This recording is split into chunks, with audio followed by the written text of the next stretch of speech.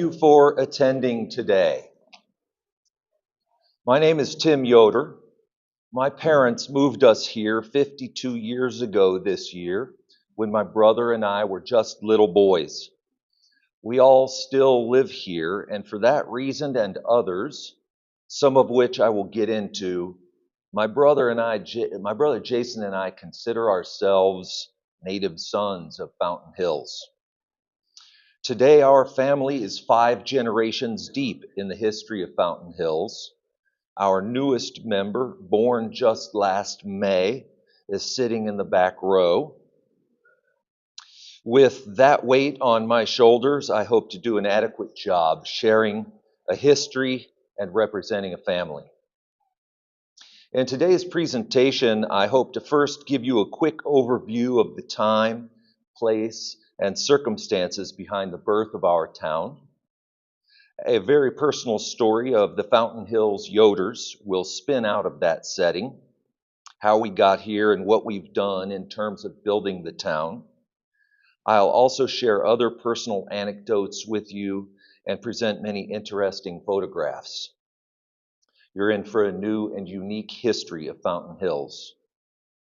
There are many friends, customers, associates, and maybe even my former students in the crowd.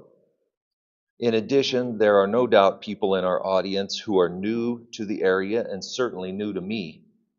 So in preparing this speech, I've decided to create background and history that has focused on creation and links. It might be useful or interesting to an audience with a broad spectrum of background knowledge. Kathleen Kruty and the other wonderful people here at the Community Center have opened the doors for me with a few earlier presentations. I acknowledge Kathleen for asking me to return and for playing an important part in this opportunity for you and me. Thanks also to Noah in the back and Bill for their facilities management. Noah was, in fact, a former student of mine. I hope to use this opportunity to paint a picture of some of what I find worthy of historic consideration. Before we get going, I'd like to ask you all please to make sure your cell phones are silenced. Thank you for not disturbing your fellow attendees. A short disclaimer. Details of the foundation of Fountain Hills have been written and published by others more knowledgeable than me. Alan Cruikshank, of course, and Keith McMahon are notable writers on the subject who published in the Fountain Hills Times and in Bonnie Kline's Vista Magazine and other publications. But here I'll give you my own story. So let's begin. 1973. From the moment the fountain at Fountain Park was switched on in December of 1970, it stood as the world's tallest. It reigned as the world's tallest for 15 years, and today it remains in the top 5 tallest fountains in the world. The concept and creation of our fountain at Fountain Park is reflective of certain trends found in history of the development of our nation. Trends like entrepreneurialism, bold plan making, and expansion. They were magnified in the booming growth of population and wealth in the United States after World War II. Let's take a look at Fountain Hills, or what was called the P-Bar Ranch, as it looked in World War II. This aerial photo is from 1962. It's difficult to believe our home of Fountain Hills looked much different 17 years earlier in 1945. I think you would agree. You might be able to make out the P-Bar Ranch buildings there where the high school is located today. Let me see if I can help you. Right here. They are. Okay.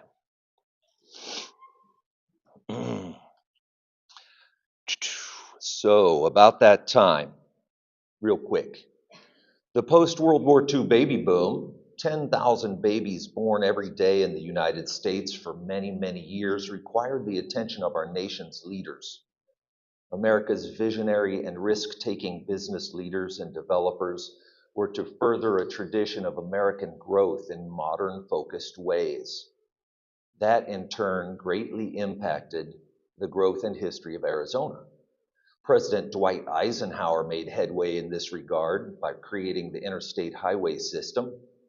The growth of Arizona's population and economy from its founding as the 48th state in 1912 into the 1950s would be dwarfed by the growth caused by the baby boom and the improvement to the national highway system. On President Eisenhower's heels, President John F. Kennedy proposed in 1963 the development of new cities with populations up to 100,000 to accommodate the expanding American population. Robert McCulloch, a native of Missouri who had risen to one of the United States' leading businessmen and manufacturers, accepted Kennedy's challenge. He and his people created several ground-up communities in America's West: Lake Havasu City, Arizona, Pueblo West in Colorado, and Fountain Hills, Arizona are examples of his work. As our local newspaperman Bob Burns wrote, McCulloch and his team of community planners had the approach to go big or go home.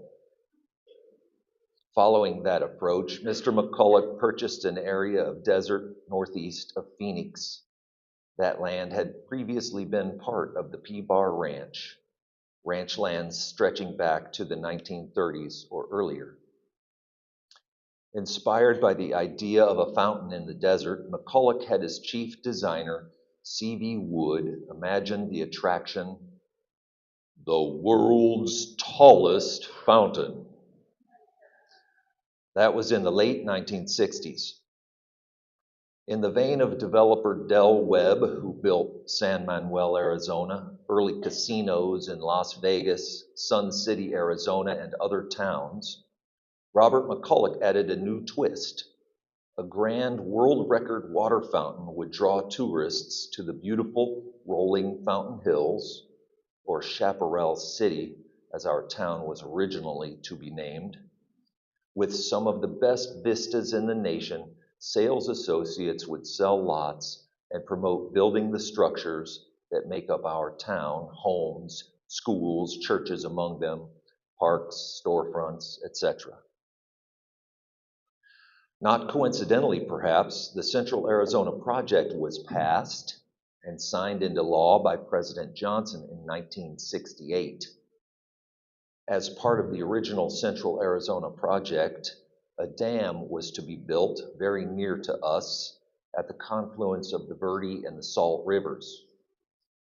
If completed, the resulting lake would have put our Yavapai neighbors in Fort McDowell underwater. If McCulloch was aware that his new town would have then been a lakeside town, just like Lake Havasu City became, I am unaware. That McCulloch would be operating with such an understanding is not beyond consideration. I think you'll agree. It should not go unnoted that the Fort McDowell Yavapai neighbors of ours were successful in forcing abandonment of that Orm Dam project in 1981, and I personally am glad they succeeded. In any case, development of Fountain Hills was a risky and costly idea. McCulloch moved forward digging the Fountain Lake, designing roads and infrastructure ideas, and constructing the fountain in what was then a far-removed corner of the Phoenix area.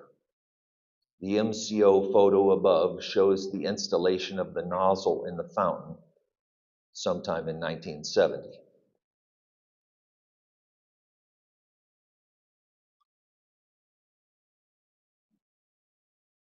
This is how Fountain Hills looked only some months later in 1971. As it happens, my grandfather, Fred Yoder, was also a gutsy, ambitious entrepreneur. Here are he and his wife, Dorothy, in a photograph taken in the early 1970s. It was 1973 when they moved from Ohio to Fountain Hills. They weren't alone. There were 9 Yoders in 3 different family households who moved here at that time, not just Fred and Dorothy. Grandfather Fred Yoder and his 2 sons' families moved here not just to find employment and live out life. We moved here to join in the overall effort to build and develop the area. Our family's goal was to pioneer. That transitive verb has 2 common definitions: to open or prepare for others to follow, or to originate or take part in the development of. The Yoders started up a custom home construction company to be part of the plan to build this new town. The decision of those 6 adult Yoders proved to be both figuratively and literally transformative. It transformed our family, and we in turn played a significant role transforming that which was a plot of desert into this beautiful place called Fountain Hills, Arizona, all of our home. The total population in the area was about 350, smaller than today's student body at Fountain Hills High School. And most of those people were living here because they were employed by the developer. Here we are at my grandparents' new home on Briarwood Drive in late 1973. And I'll take a minute to introduce who those people are. That's my Uncle Glenn on the left, my father next to him, Don Brumley, the father of my aunt, who is in yellow there, Diane Yoder. Then Diane's mother, Norma Brumley, holding my oldest first cousin, Brandon Yoder, the baby. There's my mother, between Norma and my grandmother on the far right, Dorothy Yoder. And Jason is to the left, down low, and I've got this star on my chest. In a bit, I will open a photo album that reflects my family's work here and some of my personal history. But now I will relate an appropriate story that was written by my grandfather, Fred Yoder, to the Fountain Hills Historical Society and delivered to them in April of 1994. At the time, he was 82 years old. You will find that he speaks of his own plans, activities, and people relative to our presentation here. Most of what follows is quoted directly from his script. During the latter part of 1972, I was getting my ducks in line to take early retirement from American Cyanamid Company. My wife Dorothy also was considering retiring from the First National Bank Travel Department of Middletown, Ohio. We did not have funds which allowed us to plan a life of leisure, travel, and fun, and I did not really want to do that. In January of 1973, Dorothy had a trip to Africa, her second trip to that continent, and while she was gone, I took some vacation time to visit our son Glenn and his family in Scottsdale. I had seen a full-page advertisement of Fountain Hills in the Cincinnati Enquirer offering free flights to look at lots in Fountain Hills, but I did not want to go that route.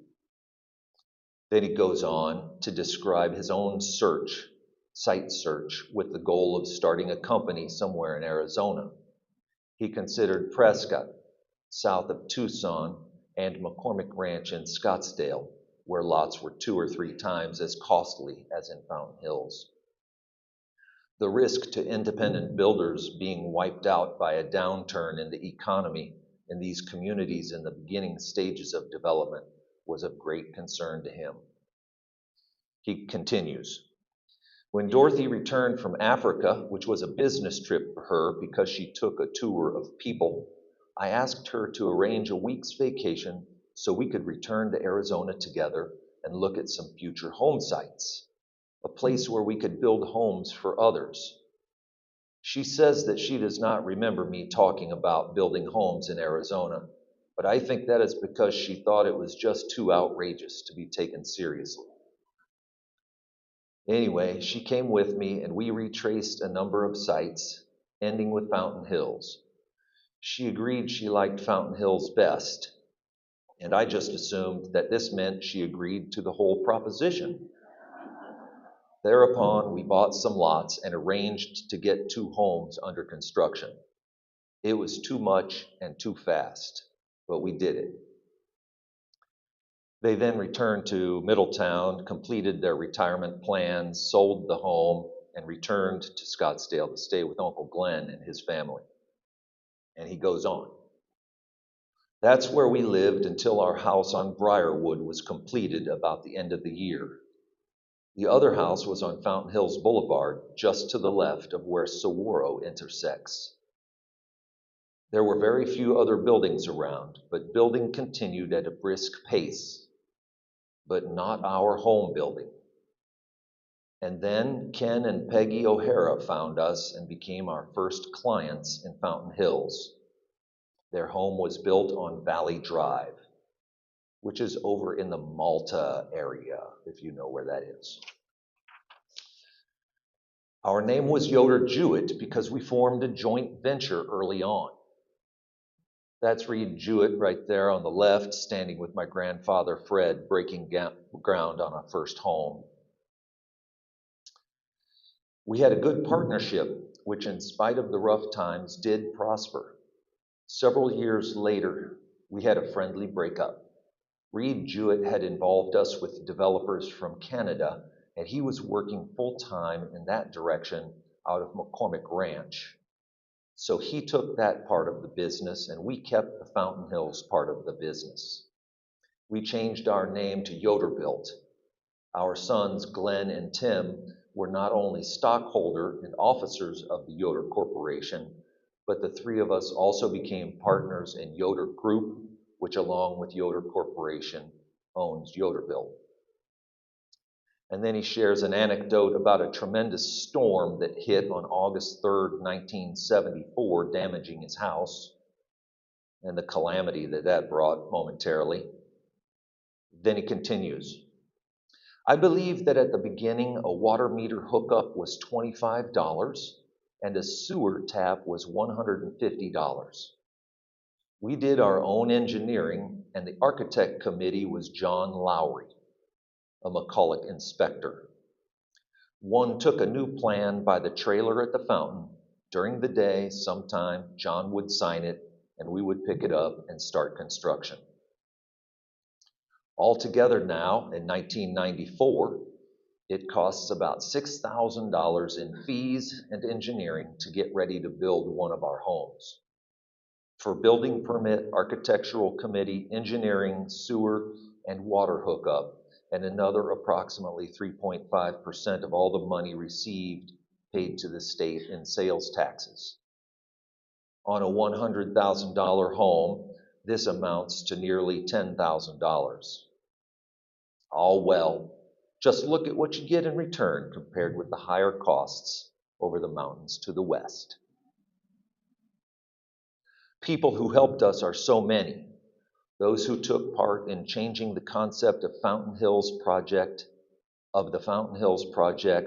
from economic, political, and engineering conceptions to getting people working and living here included Bob Schaufstall, who we think was the manager of sales, John Lowry, the inspector, Bill Fisher, the head of McCulloch, who took the brunt of it for a long time, to Lee Bartee, the water department head, Peg Tibbetts, and dozens of others, some of whom I met and some I never got to know. However, few of the original planners intended to take part in building a city. They were essentially land developers. All of us had the opportunity to second guess the developer. Hindsight is so much better than foresight. Few of us knew how to lay out a town, build streets and engineer against floods, to build the tallest fountain in the world, and then mount a sales campaign. This was done so that land could be sold and they could go about their business of being a business. It did not turn out the way they thought it would, and most of the 13,000 or 14,000 of us can explain what they should have done. I have volunteered my services to that end a number of times. Most of us have recognized the good parts of this place and recognized the many reasons why we have made our homes here. Perhaps you have not compared yourselves with the migrants of 1849 and other periods when people left their friends and family to move west. But there is great similarity. Just think about it and you will recognize some of the characteristics which motivated them have also motivated you. And there he ends. Let's turn now to the photo album. The next 15 or 17 photographs or so depict a handful of the homes and projects Yoder Jewett constructed in the 1970s. You will note some differences in architectural styles in comparison to the new homes of today, of course. Most of the construction in those early days was found in the north part of town, with a fair amount also happening around what we call today the Desert Canyon Golf Course, and west of that around Palomino. I've included a couple before and after photographs. Before meaning how things looked in the time of the 70s versus how they look today. This is the Fountain Hills Reception Center. They do a different kind of receiving nowadays. That's the mortuary.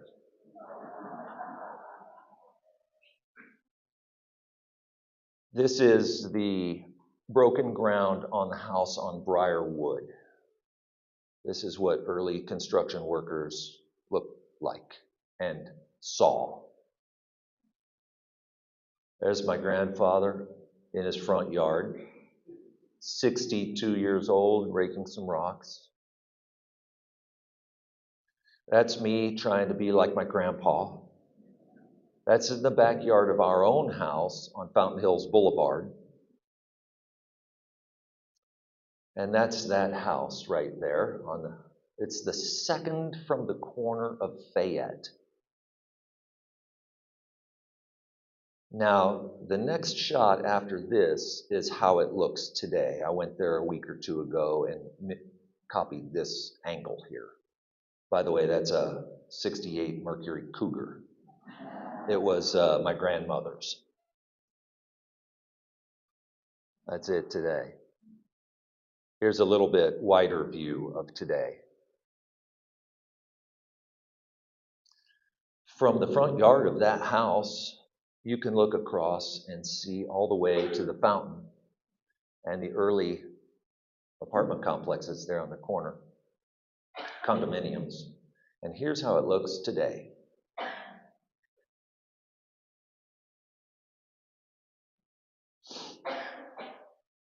This is another home my dad and uncle and grandfather were responsible for building, ranch-style looking homes. Low angles on the roofs. This one's on Fayette Drive.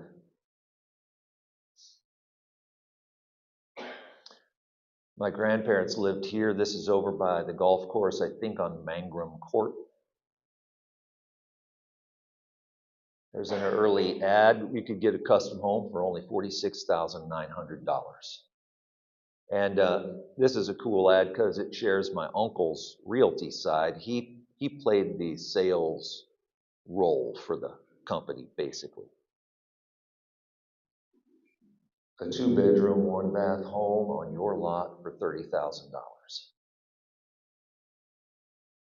Of course, it would have been modest, but still, be nice to own that today if you only paid $30,000 for it. As far as I know, the family's company, I say our company, it was my parents' company, but anyway, excuse that, built only one condo complex, and this one here is right on the street that we are on right now. It's on La Montana, right down the street, right down there. This is the house I grew up in. I came of age in this house. This is on Carmel Drive, the terraced lots over there by the McDowell Mountain Elementary School area, which did not exist at the time. Had an interesting back and forth yesterday with somebody. They said, where were the first homes built, the first development? And I explained with a friend that it was just sprinkled around. People just bought a lot wherever they wanted, hired a builder, and then moved forward. This is a home on Bainbridge, one of our early homes that we built, as it looks today. And there we go. This is Fountain Hills, about 1981. As you heard, the family business changed from the late 1970s to the early 1980s. Of course, any business operating for 40 years transforms itself a few times through the years. In this case, it was around 1980 that Yoder became the new entity. And as Granddad Fred said, the focus was to concentrate heavily on construction in Fountain Hills. In addition, the economic doldrums of the late 70s began to subside, and building began picking up. I became a teenager and worked during the summer after 8th grade for a subcontracting company Dad started, a concrete company. I was a laborer cleaning tools, shoveling dirt, and carrying oil-soaked stem forms. Jason and I began learning the business of sealing flat roofs with elastomeric coating on the new homes Dad built as well. We also became half-brothers to a much younger brother, Matt, the son of Dad and our stepmother, Ramona, of whom I will speak more in a little bit. By the end of the 1980s, by mid-1980s, Grandfather Fred, Dad, Uncle Glenn, Ramona, and our new Aunt Judy were running Yoderbuilt together, a true family business. Here are some of the homes our family built in that era of generally 1980 to 1990, give or take. You might know this on the corner of Fountain Hills Boulevard and Pinto. It was a model home of ours for a while. There it is, an ad. This was my grandparents' home on Verbena. Very lovely Mediterranean architectural style. This was also a model of ours on Fountain Hills Boulevard, close to Ashbrook. I think it's on the corner of Ashbrook. And here they are. Here's that group of business people, the Yoderbuilt family. Dad on the top left, Ramona, Aunt Judy, and Uncle Glenn on the right, Fred Yoder and Dorothy Yoder in the front.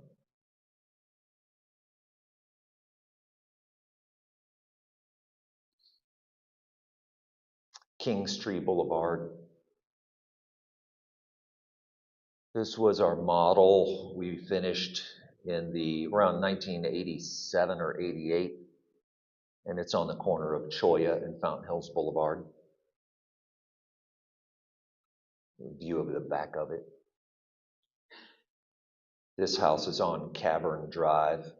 I was thinking about where my family built homes, and basically every neighborhood area in Fountain Hills that was a neighborhood area before about 2009 or 10, there's one or many Yoderbuilt houses in it. I scanned this picture and I'm not exactly sure where this house is. This home, finished around 1989 or 1990, is on El Lago Boulevard.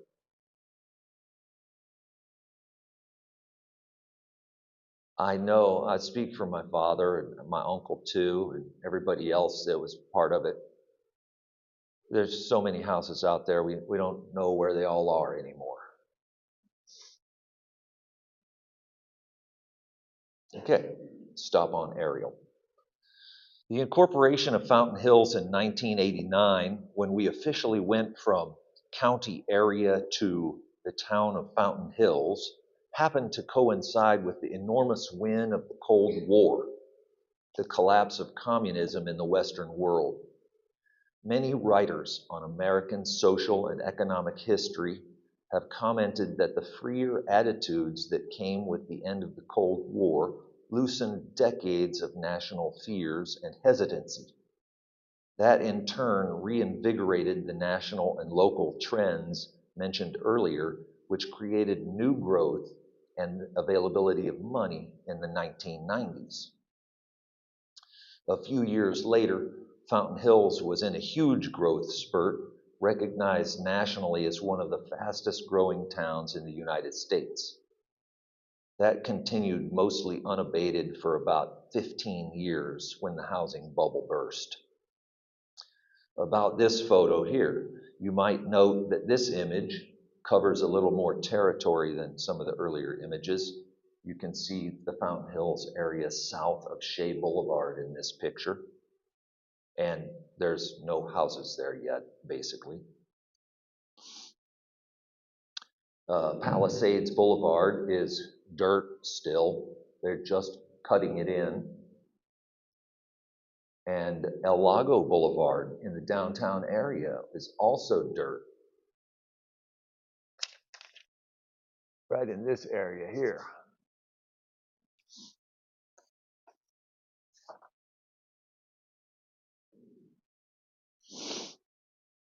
All the traffic entered and exited town at Saguaro Boulevard, Fountain Hills Boulevard, or McDowell Mountain Road, mostly known at that time as the other end of Fountain Hills Boulevard or the road to Rio Verde.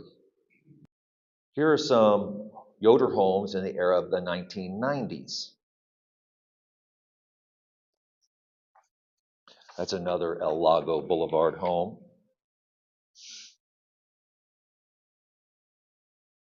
You will see the architecture starts to change a little bit.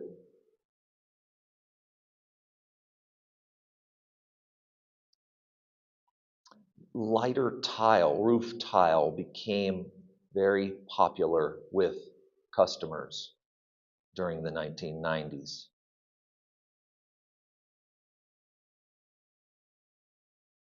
I don't know if you knew you were in for an architectural study, but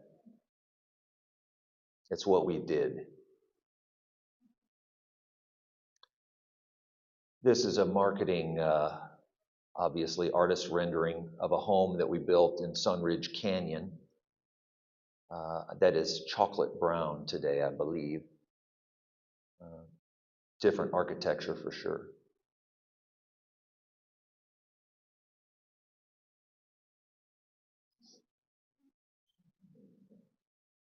This is way on the other side of Saguaro Boulevard, on the other side of Shea on Saguaro Boulevard. And there we go, stop on Ridge. The family company did not build many homes on speculation. Almost all of the Yoder built homes were pre-sold custom homes. I think I mentioned, maybe I forgot to read, we built over 350 homes here in town.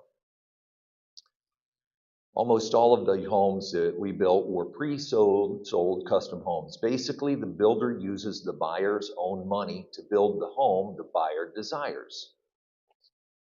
The home that you're looking at was an exception. Uncle Glenn Yoder and Yoder Built's longtime architect, Robert Wood, designed this home for speculation.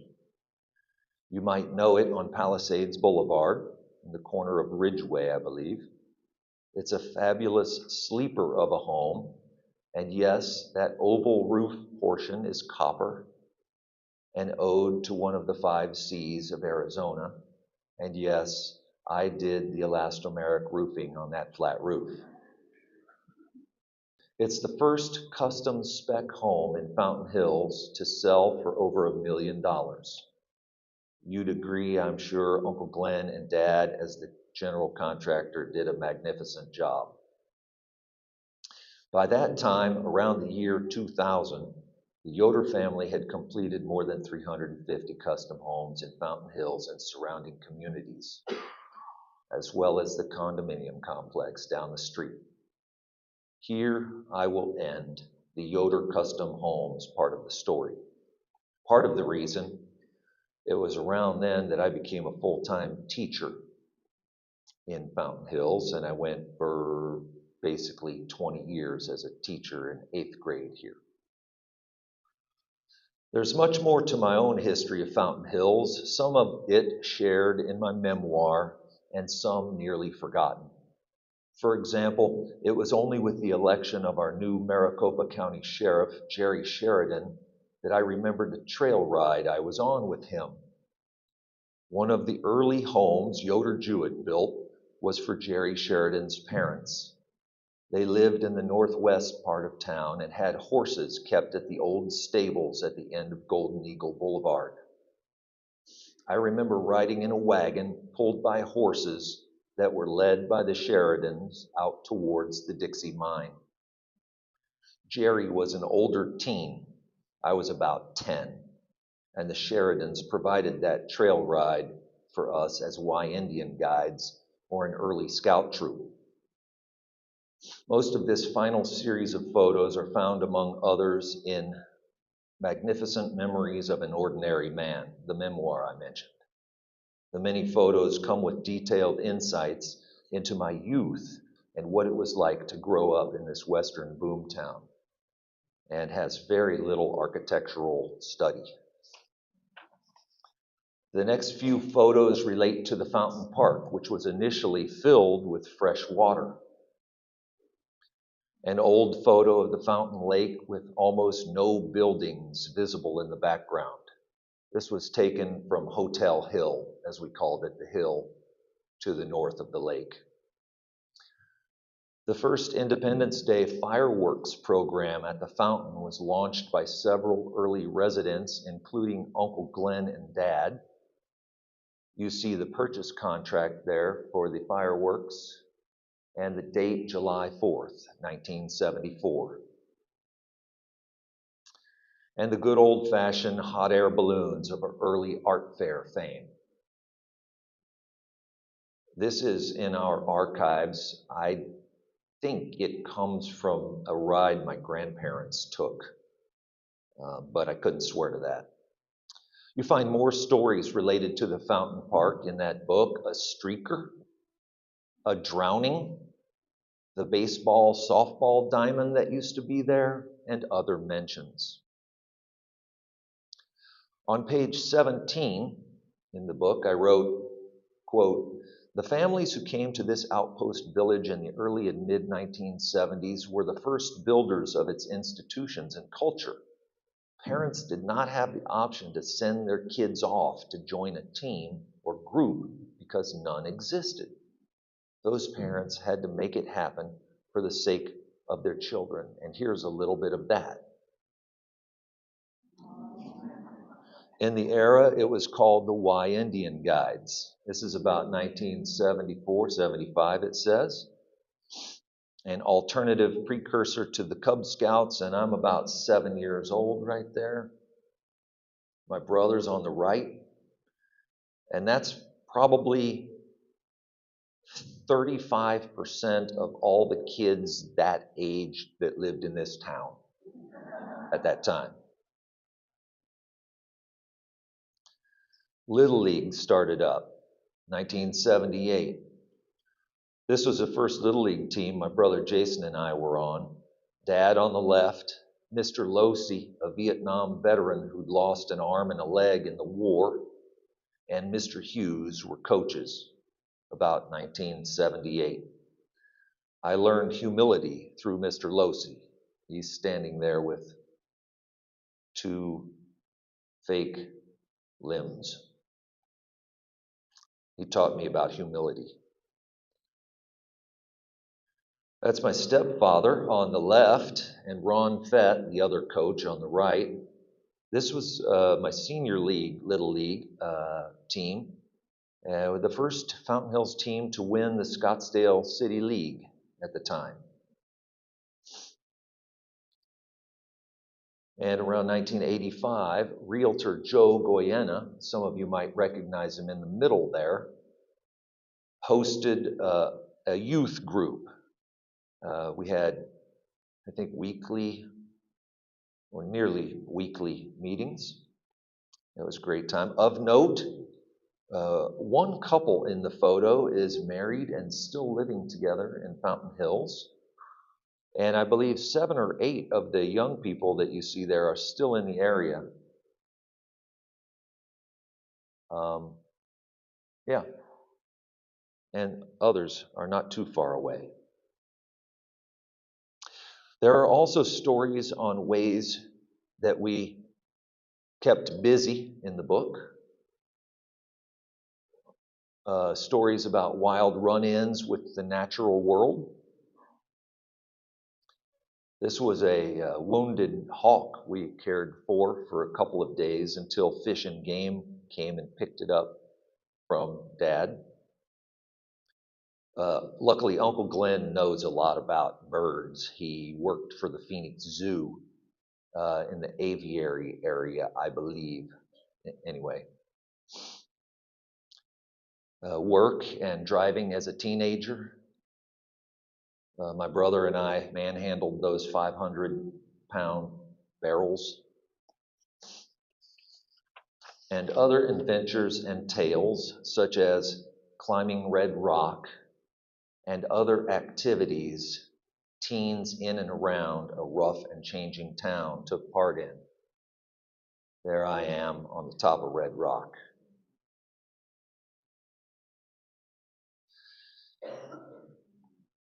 And now for something completely different. I'm good in time. You're looking at a photo of 6 women whose friendship goes back at least 50 years and who all were pioneer women in Fountain Hills then. The tall one in the maroon dress, third from right, is Phyllis Straka. Jason and I call her Mom. This picture was taken a couple of years ago at her birthday party at Desert Canyon Golf Club. I'd like to narrate a quick overview of the curious coming together of these 6 friends. Second from left in blue is Diane Dalton, formerly Yoder. Diane and Mom met as college roommates in Oxford, Ohio, Miami University, about 63 years ago. As roommates, they each dated a Yoder brother and became sisters-in-law when they married those respective brothers. On the far right is Judy McDonald. Judy and husband and their kids, who are the same age as Jason and me, came here from Arkansas. Judy and Mom became friends when Mom, running after our dog who had just run into Judy's open door, barged through the threshold in hot pursuit of the Great Dane. The 2 women discovered then and there that they shared the same birthday. If you don't recall the photo, I need to show you a photo. Excuse me while I zip back. We're going back in time real quick. We can go forward and back.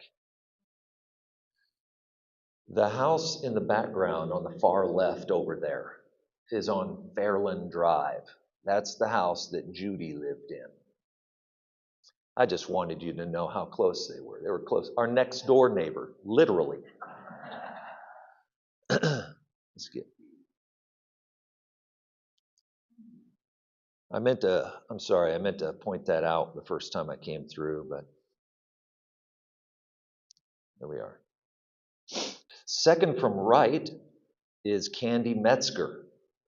Mom and Jason were riding bikes up Saguaro Boulevard to the fountain as he wasn't yet school age. Candy, on her own bike, merged in with them from Grande and introduced herself. Shortly, Mom and Candy discovered they both came from Kettering, Ohio. And weirder still, one of Candy's daughters had been a first grade student in my grandmother's classroom. Yes, Mom's mother, my granny, had taught Candy's daughter in Kettering Public Schools. On far left is Ruth Strickler, who also moved here in summer 1973. She's a retired registered nurse who worked for our early town doctors. Ruth also worked for Bob Schaufstall, mentioned earlier. Mom and Ruth both agree that the detail of how they met is lost in the fog of time. There were so few people here back then, it would have been easy to meet at the Fountain Mountain Inn or the Racket Club. Somehow that friendship was so strong that Ruth was invited to Mom's wedding to stepdad Eddie at the Fountain in 1980. Ruth is from Columbus, Ohio area. Boy, this is proving to be an Ohio strong week after that football game on Monday night, isn't it? Last and definitely not least is an Arizona woman. Finally. Standing with the white sweater next to Mom is my second grade teacher, Miss Ramona Phipps. She was in the first group of teachers hired by Fountain Hills Unified School District. Ramona became Ramona Yoder when she married Dad in 1975. Mom and Ramona had a lasting friendship prior to my stepmom passing away 2 years ago. I'll introduce Mom in a minute, but I believe we have two of these ladies here with us today, Ruth and Candy. Ruth Strickler and Candy Metzger. Will you two ladies please stand up and be acknowledged? Early Fountain Hills pioneers.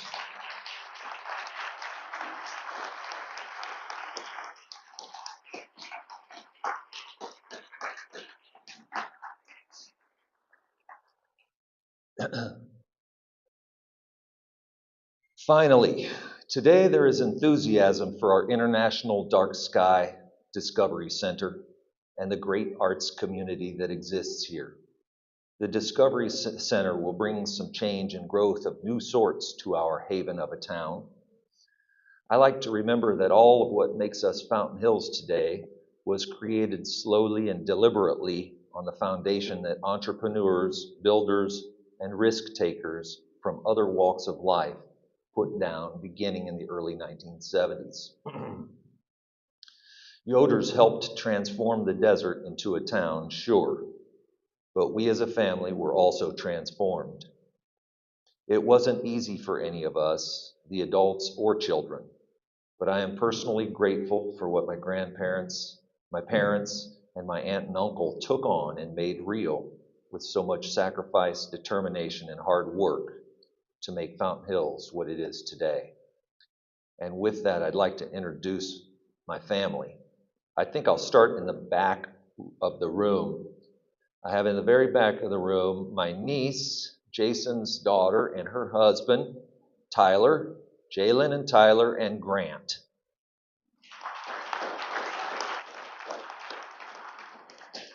Over here on the camera is my nephew, Tyrus, and his friend Alex is right back there in the back. Let's see. I have over here, I'm getting slowly to the more and more mature people. Over here I have my brother Jason and my sister-in-law Terry.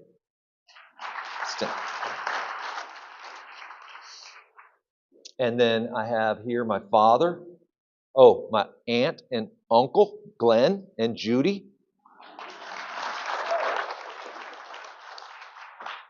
My father and his sweetheart, Susan. And my mother right over here.